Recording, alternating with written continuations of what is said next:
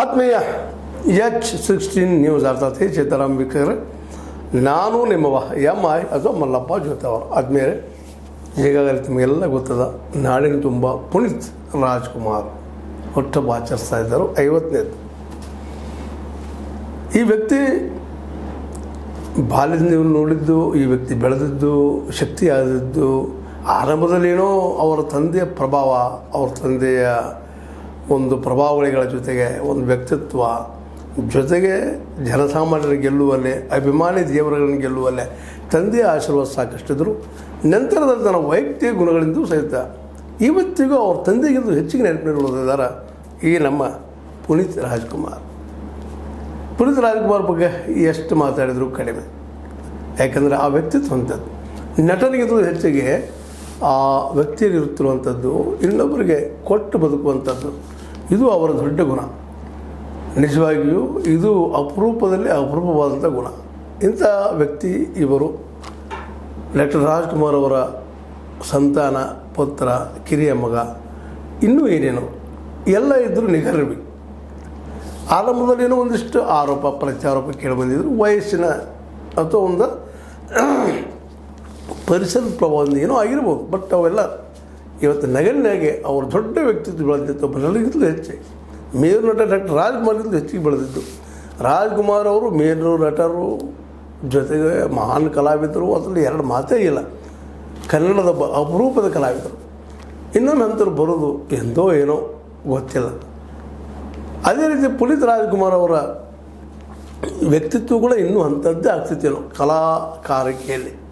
ಯಾಕಂದರೆ ಸಾಯುವ ವಯಸ್ಸಲ್ಲ, ಸಾಯುವುದಕ್ಕೆ ಕಾರಣಗಳೂ ಇಲ್ಲ.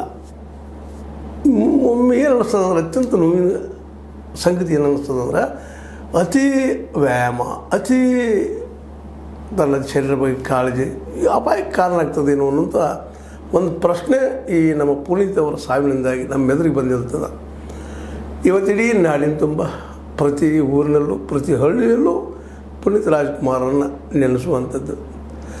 ಕಾಣದಂತೆ ಮಾಯವಾದನೋ ನಮ್ಮ ಶಿವ ಅನ್ನುವಲ್ಲೇ ಅವರ ಬಂದು ಮುಂದಿರ್ತಾರಲ್ಲ, ಒಂದು ಸಣ್ಣ ಹುಡುಗಿದ್ದಾಗ ಹೆಂಗಿದ್ರು ಅವ್ರ ತಂದೆ ಜೊತೆಗೆ ಸ್ಪರ್ಧೆ ಮಾಡಿ ನಟನೆ ಮಾಡಿದ್ದು, ಜೊತೆಗೆ ದೊಡ್ಡ ಕಲಾವಿದೆ ನಿಮಗೆ ಗೊತ್ತಿದೆ ಸರಿತಾ, ಅಂಥವ್ರ ಮುಂದಿಂತ ವಿದೌಟ್ ಫಿಯರ್, ಭಯ ಇಲ್ಲದ ನಟನೆ ಮಾಡಿದ್ದು ಎಲ್ಲ ನೆನೆಸ್ಕೊಂಡ್ರೆ ಹಿಂಗೆ ಅನ್ನಿಸ್ತದಲ್ಲ, ಎಂಥ ಅಪರೂಪದ ವ್ಯಕ್ತಿತ್ವಪ್ಪ ಇದು. ಅಷ್ಟು ಬೇಗನೆ ಚಿತ್ರರಂಗ ಬಂದಕ್ಕಾಗಿ ಅಷ್ಟು ಬೇಗನೆ ನಮ್ಮನ್ನು ಬಿಟ್ಟು ಹೋದ್ರ ಅಂತ ಇನ್ನೂ ಅನಿಸ್ತದೆ. ಇನ್ನೂ ಇರಬೇಕಾಗಿತ್ತು ರೀ. ಪ್ರಬುದ್ಧ ಆಗ್ತಾ ನೋಡಿದ್ರೆ ದಿನೊಂದು ದಿನಕ್ಕೆ ಕಲಾಕಾರಿಕೆಯಲ್ಲಿ ಒಂದು ಫಿಲ್ಮ್ನಿಂದ ಮತ್ತೊಂದು ಫಿಲ್ಮಿಗೆ ಮತ್ತಷ್ಟು ಪ್ರಬುದ್ಧತೆಯನ್ನು ಮೆರಿತಾಯಿದ್ರು. ಇನ್ನೂ ಕೆಲವೊಂದಿಷ್ಟು ಬರೋದಿತ್ತು ಅವರಲ್ಲೇ, ಭಾಳಷ್ಟು ಬರೋದಿತ್ತು. ಯಾಕಂದರೆ ಮನುಷ್ಯನಿಗೆ ವಯಸ್ಸು, ಅನುಭವ ಜೊತೆಗೆ ನೋಡೋ ದೃಷ್ಟಿಕೋನ ಕಾಲಕಾಲಕ್ಕೆ ಬದಲಾಗ್ತಾ ಇರ್ತಾವೆ. ಯಾವಾಗಲೂ ಒಂದೇ ರೀತಿ ಇರಲಿಕ್ಕೆ ಸಾಧ್ಯ ಇಲ್ಲ. ಯಾವ ವ್ಯಕ್ತಿ ಆದರೂ, ಯಾವುದೇ ಶಕ್ತಿ ಆದರೂ ಆ ಶಕ್ತಿ ಆಗುವತ್ತು ಹೊರಟಿದ್ರು ಅವರು ಕಲಾಕಾರರಾಗಿ. ಮತ್ತಿನ್ನು ದಾನವಂತರಾಗಿ ಅಂತೂ ಅವರು ಭಾಳ ಎತ್ತರದ ಮಟ್ಟಕ್ಕೆ ಹೋಗಿದ್ರು ಅನ್ನೋದು ಇಲ್ಲಿ ಯಾರು ಬಿಡಿಸಿಡಬೇಕಾಗಿಲ್ಲ ಅವ್ರ ಸಲುವಾಗಿ. ಅದಕ್ಕೆ ಇವತ್ತು ಇಡೀ ನಾಡಿನ ತುಂಬ ಡಾಕ್ಟರ್ ರಾಜ್ಕುಮಾರ್ ಅವರು ಹುಟ್ಟಹಬ್ಬಕ್ಕಿಂತ ಹೆಚ್ಚಿಗೆ ಈ ಅಭಿಮಾನಿ ದೇವರುಗಳು ಪುನೀತ್ ರಾಜ್ಕುಮಾರ್ ಅವರು ಹುಟ್ಟಹಬ್ಬನ ಆಚರಿಸ್ತಾ ಇದ್ದಾರೆ ಇವತ್ತು. ಅದರಲ್ಲೂ ಅವರ ಸಮಾಧಿ ಸುತ್ತ ಅವರ ಅಣ್ಣ, ಇಬ್ಬರು ಅಣ್ಣಂದಿರು, ರಾಘವೇಂದ್ರ ರಾಜ್ಕುಮಾರ್ ಅವರು, ಶಿವರಾಜ್ಕುಮಾರ್ ಅವರು, ಇವರ ಮಕ್ಕಳು ವಂದಿತಾ, ಧೃತಿ ಅಂತೇಳಿ, ಹೆಂಡತಿ ಅಶ್ವಿನಿ, ಎಲ್ಲರೂ ಹೋಗಿ ಅವನಿಗೆ ನೆನಪು ಮಾಡಿ ಈ ವ್ಯಕ್ತಿ ಇನ್ನೂ ಇರಬೇಕಾಗಿತ್ತಪ್ಪ ನಮಗೆ ಅಂತ ಅನ್ನುವಂಥ ಮಾತನ್ನು ನಾವಿಲ್ಲೇ ನೆನೆಸ್ಕೊಳ್ಳೋ ಅಂಥ ಸಂದರ್ಭದಲ್ಲಿ ಈ ದಿನದಂದು ಒಂದು ಮಾತನ್ನು ಅವರ ಸಹೋದರ ಶಿವರಾಜ್ಕುಮಾರ್ ಅವರು ಮಾತಾಡ್ತಾರೆ. ಸಮಾಧಿ ಒಂದು ಸಮೀಪ ಹೋದಾಗ ಏನಪ್ಪ ಅಂದ್ರೆ, ಜನ್ಮದಿನಕ್ಕೆ ವರ್ಷಗಳು ಬದಲಾದರೂ ವ್ಯಕ್ತಿ ಹಾಗೆಯೇ ಉಳಿಯುವುದು ತುಂಬ ಅಪರೂಪ. ಇದು ಶಿವರಾಜ್ಕುಮಾರ್ ಅವರು ಮಾತಾಡುವಂಥ ಮಾತು. ಅಂಥ ಅಪರೂಪದಲ್ಲಿ ನೀನೇ ಒಬ್ಬ ಮಗುವಾಗಿದ್ದಾಗ ನಿನ್ನ ಎತ್ತಿ ಮುದ್ದಾಡುವಾಗ ಇದ್ದ ನಿನ್ನ ನಗು ಇಂದಿಗೂ ಮಾಸದೆ ನನ್ನಲ್ಲಿ ಹಾಗೆಯೇ ಉಳಿದಿದೆ. ಅತ್ಯಂತ ಸಮೀಪದಿಂದ ಅತ್ಯಂತ ಎದೆಗಪ್ಪಿಕೊಂಡು ಬೆಳೆಸಿದಂಥ ತಮ್ಮನ್ನು ಇಲ್ಲ ಅಂದಾಗ ಏನು ಅನ್ನಿಸ್ತದೆ ಅನ್ನೋದು ಅವ್ರ ಧ್ವನಿಯಲ್ಲಿ ವ್ಯಕ್ತ ಆಗ್ತಾಯಿದೆ. ಶಿವರಾಜ್ಕುಮಾರ್ ಅವ್ರ ಧ್ವನಿಯಲ್ಲಿ ಇನ್ನು ಎತ್ತಿ ಆಡಿದ್ದು ಮಾಡಿದ್ದು ಇದೆಲ್ಲ ನೆನಪಾಗ್ತಾ ಇದ್ದಾವೆ. ಅದು ನೀನಿಲ್ಲ ನಮ್ಮ ನಡಕ್ಕೆ ಅನ್ನುವಂಥ ಮಾತನ್ನು ಅವರು ವ್ಯಕ್ತಪಡಿಸ್ತಾ ಇದ್ದಾರೆ ಶಿವರಾಜ್ಕುಮಾರ್ ಅವರು. ಇಡೀ ಪ್ರಪಂಚಕ್ಕೆ ಇಂದು ನಿನ್ನ 50ನೇ ಜನ್ಮದಿನ. ನನಗೆ ಈಗಲೂ ಮೊನ್ನೆಯಷ್ಟೇ ನಿನ್ನ ಮೊದಲ ಜನ್ಮದಿನ ಆಚರಿಸಿದಷ್ಟು ಸಂಭ್ರಮ. ಜಗತ್ತಿನ 50 ವರ್ಷ ಅದು ನನಗಲ್ಲಪ್ಪ, ನೀನು ಪೈಲ ಪ್ರಥಮ ಏನು ಆಚರಿಸಿದ್ದಿಲ್ಲ ಅದೇ ಇದೆಯಪ್ಪ, ನೀನು ನನ್ನ ಜೊತೆಗೆ ಇದೆಯಾ ಅನ್ನುವಂಥ ಅತ್ಯಂತ ನೊಂದು ನುಡಿದಂಥ ಮಾತು. ಇನ್ನೂ 100 ವರ್ಷವಾದರೂ ಅದು ಬದಲಾಗೋದು, ಇನ್ನೂ 100 ವರ್ಷ ಆಗಲ್ಲ ಅದು, ಇದು ಬದಲಾಗೋದಿಲ್ಲಪ್ಪ, ನನಗೆ ತಮ್ಮ ಇನ್ನೂ ನೆನಪಂತ. ಈಗ ಇಡೀ ನಾಡಿನ ತುಂಬ ಇವರಿಂದ ಉಪಕೃತರಾದ ಜನ ಸಹಿತ ಇದೇ ರೀತಿ ನೆನೆಸ್ತಾ ಇದ್ದಾರೆ ಈ ವ್ಯಕ್ತಿ ಬಗ್ಗೆ. ಇವು ನಮ್ಮ ಮಗ ಆಗ್ಬೇಕಾಯ್ತಪ್ಪ, ನಮ್ಮ ಮಗ ಆಗಿ ಹುಟ್ಟಿ ಬರಲ್ಲಪ್ಪ, ಇವ್ರಿಗೆ ಒಳ್ಳೇದಾಗಲ್ಲಪ್ಪ, ಸ್ವರ್ಗ ಸಿಗಲ್ಲಪ್ಪ, ಎಲ್ಲೆಲ್ಲ ಮಾತು ನಮ್ಮ ನಂಬಿಕೆಗಳು. ಆ ನಂಬಿಕೆಗಳ ನೆಲೆಗಟ್ಟಿನಲ್ಲಿ ಸ್ವರ್ಗ ನರಕ ಎಲ್ಲರೂ ಬರ್ತಾಯಿದ್ದೆ. ಆದರೂ ವ್ಯಕ್ತಿ ಸತ್ತನಂದ್ರೆ ಉಳಿದು ಭಾಳ ಮಹತ್ವದ ಇರ್ತದೆ. ಯಾಕೆಂದರೆ ಆ ವ್ಯಕ್ತಿಯ ಮಾಡೋ ಕೃತಿಗಳಿಂದ ಆ ವ್ಯಕ್ತಿ ಸತ್ತನಂತರ ಬದುಕ್ತಾ ಇರ್ತಾನೆ. ಅದು ಈ ವ್ಯಕ್ತಿತ್ವ. ಇವತ್ತು ನೋಡ್ರಿ ನಾವು ಬಸವಣ್ಣವ್ರು ನೆನೆಸ್ತಾ ಇರ್ತೀವಿ, ಗಾಂಧೀಜಿಯವ್ರು ನೆನೆಸ್ತಾ ಇರ್ತೀವಿ, ಇನ್ನಾರನ್ನು ನೆನೆಸ್ತಾ ಇರ್ತೀವಿ, ಮೆಂದು ನೆನೆಸ್ತಾ ಇರ್ತೀವಿ. ಯಾಕಪ್ಪ ಅಂತಂದ್ರೆ ಅವರು ಕೊಟ್ಟು ಹೋದ ಕೊಡುಗೆ ಅಂಥದ್ದು ಸಮಾಜಕ್ಕೆ. ಅದೇ ರೀತಿ ಒಬ್ಬ ಸಣ್ಣ ವಯಸ್ಸಿನಲ್ಲಿ ಈ ವ್ಯಕ್ತಿ ಕೊಟ್ಟದ್ದು ಅಷ್ಟ ದೊಡ್ಡ ಪ್ರಮಾಣದಲ್ಲಿದೆ. ಇನ್ನೂ ಇದ್ದಿದ್ರೆ ಇನ್ನೂ ಏನು ಕೊಡ್ತಿದ್ವು, ಏನು ಕೊಡುಗೆಗಳಾಗ್ತಿದ್ವು, ಸಿನಿಮಾ ರಂಗದಲ್ಲಿ ಏನೇನು ಬದಲಾವಣೆಗಳಾಗ್ತಿದ್ವು ಹೇಳಲಿಕ್ಕಾಗೋದಿಲ್ಲ. ಶಂಕರನಾಗ್ ಅವರು ಸಡನ್ನಾಗಿ ಹೋದಂಗೆ ಇವರು ನಮ್ಮ ನಡಗಿದ ಎದ್ದು ಹೋಗ್ಬಿಟ್ರು. ಈ ಕನ್ನಡದ ಅತ್ಯಂತ ಪ್ರತಿಭಾವಂತ ಮತ್ತು ಆ್ಯಕ್ಟಿವ್ನೆಸ್ ಅಂತೀವಲ್ಲ ನಾವು, ಈ ಇಬ್ಬರಲ್ಲಿ ನಾವು ಭಾಳಷ್ಟು ಕಾಣ್ತೀವಿ. ಶಂಕರನಾಗ್ ಮತ್ತು ನಮ್ಮ ಪುನೀತ್ ರಾಜ್ಕುಮಾರ್ ಇಬ್ಬರು ಅಷ್ಟೇ ಆ್ಯಕ್ಟಿವ್. ಅತಿ ಆ್ಯಕ್ಟಿವ್ನೆಸ್ಸನ್ನು ಅವ್ರಿಗೆ ಮೃತ್ಯು ಕಾರಣ ಆಗ್ತೀವಿ ಏನು ಅಂತಂದ್ರೆ ಮನಸ್ಸಿಗೆ ಬೇಜಾರಾಗ್ತದೆ. ವರ್ಡ್ಸ್ವರ್ತನ ಅತ್ಯಂತ ಸಣ್ಣ ವಯಸ್ಸಿನ ಸಾವಾಗಿರ್ಬೋದು. ಇವೆಲ್ಲರೂ ನಮಗೆ ನೆನಪಿಸ್ತಾ ಇರ್ತಾವಪ್ಪ ಅಂತಂದ್ರೆ ಒಬ್ಬ ವ್ಯಕ್ತಿ ಭಾಳ ಎತ್ತರಕ್ಕೆ ಹೋಗೋ ಕಂಡಾಗ ನನಗೆ ಎದ್ದು ಹೋದ್ರಲ್ಲಪ್ಪ ನಮಗೆ ಅಂತೇಳಿ ಎಲ್ಲ ರಾಮಾಂಜನೆ ಅಂತೆಲ್ಲ ನಮ್ಮಲ್ಲಿ ಬರ್ತಾರೆ. ಒಬ್ಬ ಮ್ಯಾಥಮೆಟಿಷಿಯನ್ ಸಣ್ಣ ರಾಮಾನುಜ ಮಂತ್ರಿ ಸಣ್ಣ ವಯಸ್ಸಲ್ಲಿ ಹೋಗಿಬಿಡ್ತಾರೆ ಅವರು. ಇನ್ನೂ ಏನೋ ಸಾಧಿಸ್ಬೋದಾಗಿತ್ತಲ್ಲ ಅಂತ ಇವತ್ತು ಅನ್ನಿಸ್ತಾ ಇದೆ. ಅಂದರೆ ಇದರ ಅರ್ಥ ಸತ್ತ ಬದುಕುವುದಂದ್ರೆ ಇದು ಅಂತ. ಈ ನಮ್ಮ ಪುನೀತ್ ರಾಜ್ಕುಮಾರ್ ಇವತ್ತು ಎಲ್ಲರೊಂದಿಗೆ ಇದ್ದಾರೆ, ಇವತ್ತು ನಮ್ಮೊಂದಿಗೆ ಇದ್ದಾರೆ, ಮುಂದಿನ ಜನರೇಷನ್ನಲ್ಲಿ ಉಳಿತಾ ಇದ್ದಾರೆ.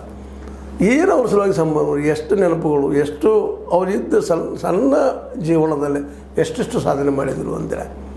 ಇವತ್ತು ನಾವು ವಿವೇಕಾನಂದರು ನೆನೆಸ್ತಾ ಇರ್ತೀವಿ, ಇನ್ನೊಬ್ಬರು ನೆನೆಸ್ತಾ ಇರ್ತೀವಿ, ಅವ್ರವ್ರ ವ್ಯಕ್ತಿತ್ವಕ್ಕಾಗಿ ಅವ್ರು ನೆನೆಸ್ತಾ ಇರ್ತೀವಿ, ಮತ್ತು ಅವ್ರು ಸದಾ ನಮ್ಮೊಂದಿಗೆ ಇರ್ತಾರೆ. ಆಗ ಈ ಸಿನಿಮಾ ಅದು ಕನ್ನಡ ಚಿತ್ರರಂಗದಲ್ಲೇ ನಿರಂತರವಾಗಿ ನಿತ್ಯ ನೂತನವಾಗಿ ಈ ಒಂದು ಚೇತನ ನಮ್ಮೊಂದಿಗೆ ಇದ್ದೇ ಇರ್ತದೆ ಅನ್ನೋದು ಎರಡು ಮಾತಿಲ್ಲ.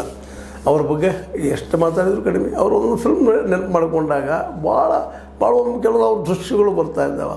ಆ ದೃಶ್ಯಗಳು ಕೆಲವೊಂದು ದೃಶ್ಯ ಮರಲಿಕ್ಕೆ ಆಗಲಾರಂಥ ದೃಶ್ಯಗಳು ಅಂತಾರೆ. ಅರಸ್ ಫಿಲ್ಮ್ದಲ್ಲಿ ಒಂದು ದೃಶ್ಯ ಎಷ್ಟು ಅದ್ಭುತವಾಗಿತ್ತಪ್ಪ ಅಂದರೆ 420 ಒಳಗೆ ನಮ್ಮ ರಾಜ್ ಕಪೂರ್ ಅವರು ನಡೆದಂಥದ್ದು ಬಾಳೆಹಣ್ಣು ಕೊಳ್ಳುವಲ್ಲಿ ಯಾವ ರೀತಿಯಾಗಿ ಇದು ಮಾಡ್ತಾರೆ. ಆ ಹೆಣ್ಮಗಳು ಹೇಳ್ತಾಳೆ, ಇಲ್ಲ ಇದು 3 ಪೈಸಪ್ಪ ಅಂತ ಹೇಳ್ತಾರೆ. ಅವತ್ತು ಲಲಿತಾ ಪವಾರ್ ಅವರು ಅದಕ್ಕೆ ನಾವು ಒಂದು ಅಲೆ ಕೊಡ್ತಾನೆ ಅಂತ ಹೇಳ್ತಾನೆ ನಮ್ಮ ರಾಜ್ ಕಪೂರ್ ಅವರು. ಅವಳು 3 ಪೈಸೆ ಅಂತ ಹೇಳ್ತಾರೆ ಒಂದು ಡಜನ್ಗೆ, ಒಂದು ಡಜನ್ ಇವರು 1 ಅಲೆ ಅಂತಾರೆ. ಅವನಿಗೆ ಗೊತ್ತು ಅವ್ರು ಹೆಚ್ಚು ಕೇಳ್ತಾ ಇದ್ದೇನೆ ಅಂತೇಳಿ ಎಷ್ಟು ಮುಗ್ದಿರ್ತಾನೆ. ಅದೇ ರೀತಿ ಇಲ್ಲೂ ಸಹಿತ ಅರಸಾಗಿ ಬೆಳೆದಿರ್ತಾನೆ. ಆ ವ್ಯಕ್ತಿತ್ವ ಅಷ್ಟು ಅದ್ಭುತವಾಗಿ ತೋರಿಸ್ತಾ ಹೋಗಿ ಕೊನೆಗೆ ಏನೇನು ಆಗ್ತದೆ ನಾವು ನೋಡಿದ್ವಿ. ಇಂಥವು ಅನೇಕ ಇನ್ನೂ ಚಿತ್ರಗಳು ಉದಾಹರಣೆ ಕೊಡ್ತಾ ಹೋದ್ರೆ ಸಾಕಷ್ಟು ಇದ್ದಾವೆ. ಅವೇನೂ ಇರಲಿ ನಮ್ಮೊಂದಿಗೆ ಸದಾ ಅವರು ಮೊದಲು ಹಾಡಿದಂಥ ಹಾಡು ಭಾಳಷ್ಟು ನೆನಪ ಈಗಲೂ ಬರ್ತಾ ಇರ್ತಾವೆ. ಅದೇ ಕಾಲಕ್ಕೆ ಬೆಟ್ಟದ ಹೂವಿನ ಹಾಡು ಸಹಿತ ಯಾವಾಗಲೂ ನಮ್ಮ ತಲೆಯಲ್ಲಿ ಇಂಗ್ಲೀಷ್ ಮತ್ತು ಕನ್ನಡದಲ್ಲಿ ಹಾಡಿದಂಥದ್ದು.